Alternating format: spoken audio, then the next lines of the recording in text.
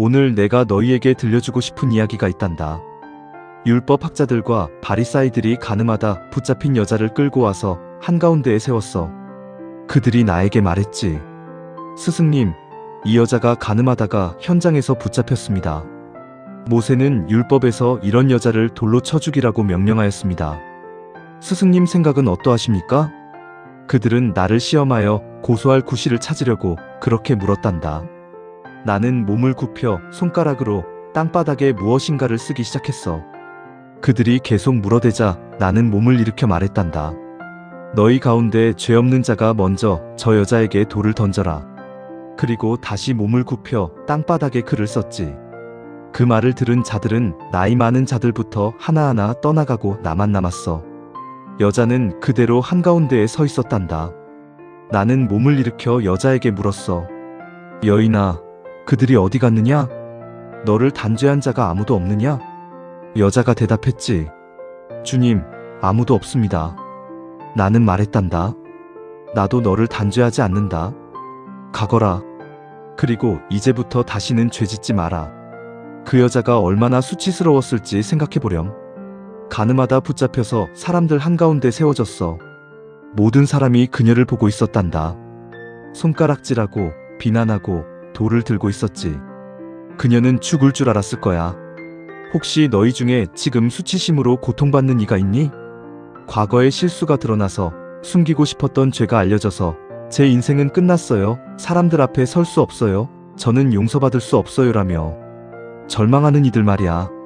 SNS에 퍼진 소문 때문에, 직장에서 실수한 것 때문에, 가족에게 들킨 일 때문에 어떻게 얼굴을 들고 다니죠? 다들 저를 손가락질할 거예요 라며 숨고 싶어하는 이들이 있을 거야. 과거의 잘못이 계속 떠올라 저는 더러운 사람이에요. 저 같은 사람은 교회에 나올 자격도 없어요. 하느님께서 저를 보시면 역겨워하실 거예요 라며 스스로를 정죄하는 이들 말이야.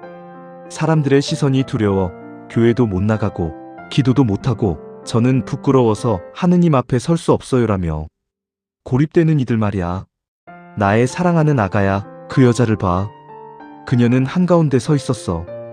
도망갈 수도 숨을 수도 없었단다. 모두가 그녀를 심판하려고 했지. 하지만 나는 무엇을 했는지 기억하니? 몸을 굽혀 땅바닥에 글을 썼어. 왜? 그녀와 눈을 마주치지 않으려고. 그녀를 부끄럽게 하지 않으려고 말이야. 그리고 말했단다. 나도 너를 단죄하지 않는다. 네가 아무리 부끄러운 과거가 있어도, 아무리 큰 죄를 지었어도 나는 너를 단죄하지 않아. 아침에 수치심이 밀려올 때, 아버지, 사람들이 저를 단죄해도 주님은 저를 단죄하지 않으십니다. 주님의 눈으로 저를 보게 해주세요 라고 기도하렴. 하루를 살면서 과거가 떠올라 괴로울 때, 아버지, 제 과거가 저를 정의하지 않습니다. 주님의 용서가 저를 정의합니다 라고 청하렴. 저녁에는, 아버지, 오늘 수치심에 굴복하지 않았습니다. 주님의 용서를 받아들였습니다. 감사합니다 라고 고백하렴. 또 너희 중에는 다른 사람을 판단하고 정죄하는 이도 있을 거야. 율법학자들과 바리사이들처럼 저 사람은 죄인이야, 저 사람은 벌받아야 해, 저런 사람은 용서받을 수 없어라며 돌을 들고 있는 이들 말이야.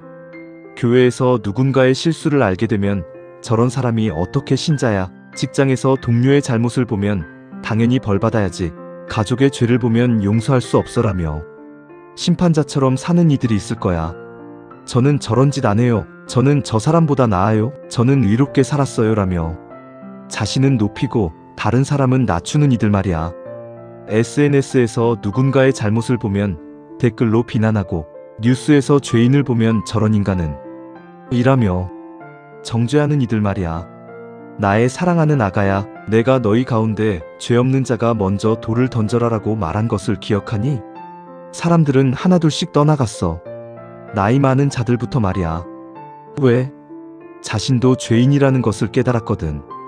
네가 다른 사람에게 돌을 던지려고 할 때 내 죄를 먼저 봐. 네가 완벽하니?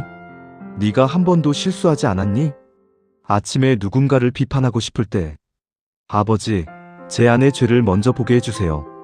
제가 누구를 판단할 수 있겠습니까? 라고 기도하렴. 하루를 살면서 정죄하고 싶을 때, 아버지, 저도 용서받은 죄인입니다.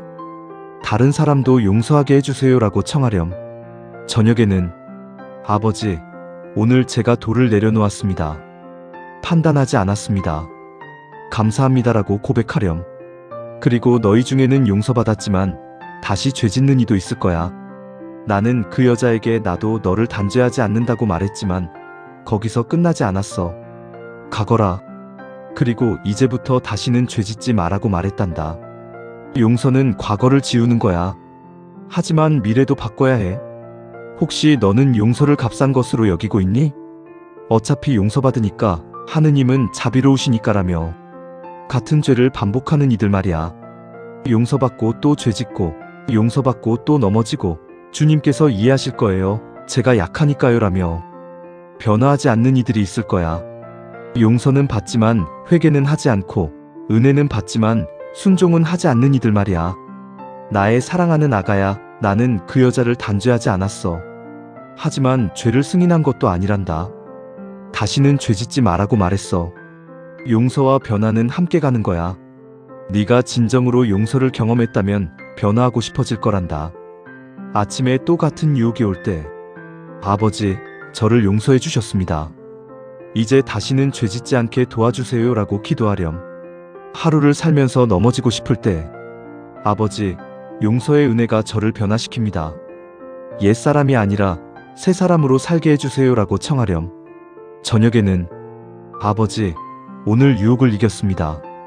용서받은 사람답게 살았습니다. 감사합니다라고 고백하렴. 사랑하는 나의 자녀들아, 내가 땅바닥에 무엇을 썼는지 궁금하니? 성경은 말하지 않아.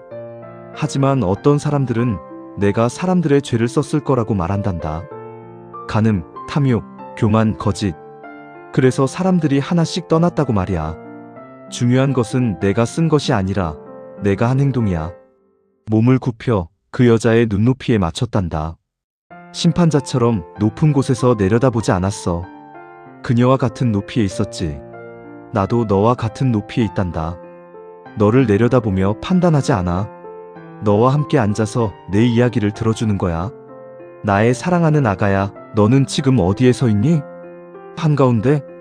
사람들에게 손가락질 받는 곳에? 돌 맞을 것 같은 곳에? 아니면 돌을 들고 누군가를 정죄하려는 곳에? 한가운데 서 있다면 두려워하지 마. 나는 너를 단죄하지 않아. 다른 사람들이 뭐라고 하든 상관없어. 나는 너를 사랑해.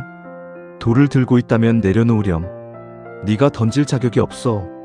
우리 모두 죄인이니까. 오늘 이 자리를 떠날 때 네가 어디에 있는지 생각해보렴. 그리고 나에게 오렴. 수치심을 가지고 오든 정죄하는 마음을 가지고 오든 반복되는 죄를 가지고 오든 상관없어. 나에게 오렴. 그리고 주변을 둘러보렴. 너처럼 수치심에 고통받는 사람, 다른 사람을 정죄하는 사람, 용서받았지만 변하지 않는 사람들이 보일 거야. 그들에게 말해주렴. 주님은 너를 단죄하지 않으셔. 부끄러워하지 마. 돌을 내려놔. 너도 죄인이야. 용서받았으면 변화해. 새 사람으로 살자. 나의 사랑하는 아가야, 나는 오늘도 몸을 굽혀 내 눈높이에 있단다. 너를 부끄럽게 하지 않으려고, 너와 함께 있으려고 말이야. 나는 너를 단죄하지 않아. 가렴. 그리고 다시는 죄 짓지 마렴. 새 사람으로 살렴. 너는 할 수 있어. 내가 함께 하니까. 사랑해, 나의 아가야. 아멘.